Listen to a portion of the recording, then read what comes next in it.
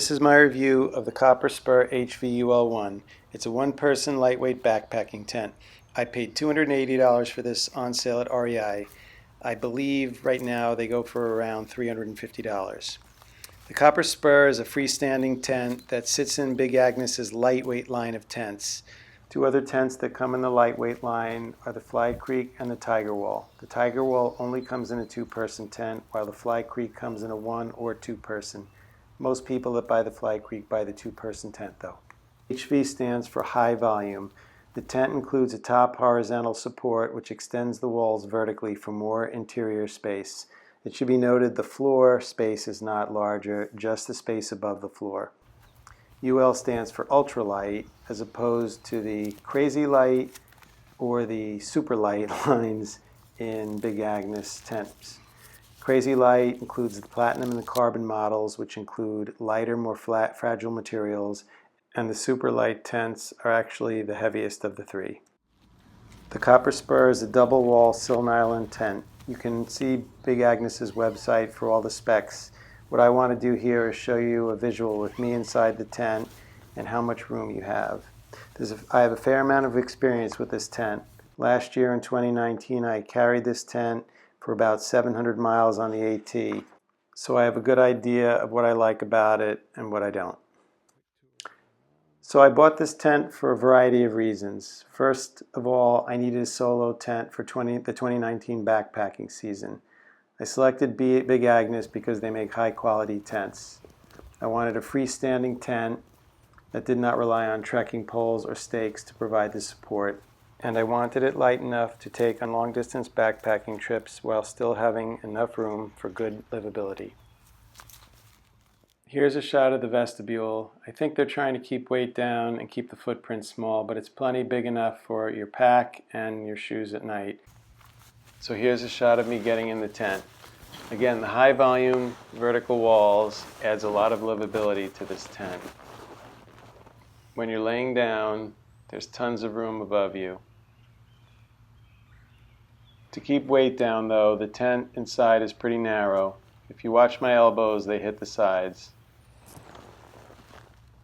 There's also plenty of room while you're sitting up. There's a good 4 or 5 inches above my head, and I'm sitting on a 2.5-inch pad. I'm 5 foot 10 inches tall. Here's a shot of the foot end of the tent. Again, I'm on a 2.5-inch sleeping pad, and you can see there's almost a whole foot's worth between my toes and the top of the tent. I like these shots because it shows you really how big the tent is inside. Again, the HV allows you to have a lot of vertical space, but it's pretty narrow inside versus the size of the footprint. Still plenty big for everything you need for a good night's sleep. At the head end of the tent on the fly, there's a little stick that allows you to open and close another vent. While you have to go outside to open and close it, it comes in very handy if you want to add some breeze or make things warmer. I use this tent a lot in cooler weather, and one thing I don't hear much about is how the bottom portion of the tent is solid material. When I lay down, the solid material blocks cold breezes, and at the same time the mesh provides for a condensation-free night's sleep. The orange door keepers on the inside make it easy to hold open the doors. Here's an example of the color-coded pole setup. The tent, the poles, and the footprint each have the same color at one end and a different color at the other end to each setup. So here's an example of my favorite pitch. On most nights, as long as I know it's not going to rain, I'll roll the head end of the fly back so I can get some fresh air and stargaze. Another benefit of a freestanding tent is you'll be able to pick it up in the morning and shake out the dirt. You can also lean it up against the side of a tree to dry out the bottom.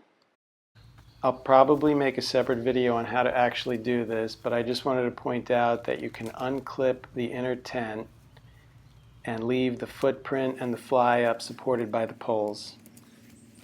Some people may use this as an option for tarp camping, but what I do when it's raining is pull the inside down, pack it up in my pack, and then I can just remove a wet fly and a footprint and keep that on the outside of my tent.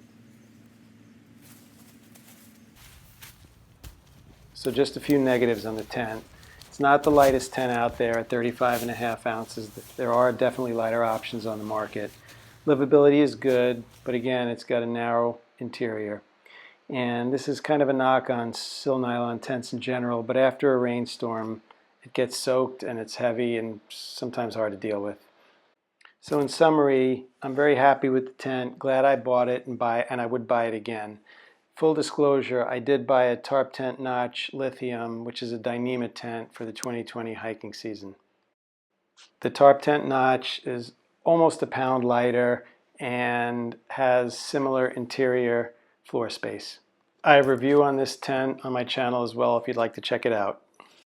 And one last thing, I did mention the Tiger Wall and the Fly Creek, and if I did not buy my Dyneema Notch tent for 2020 and I only had one sil nylon tent, I would buy the Tiger Wall.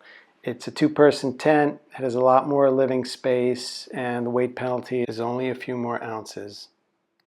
So thanks for watching. If you have any questions or comments, please leave them down below, and I'd appreciate it if you could subscribe and like. Thanks. Happy camping.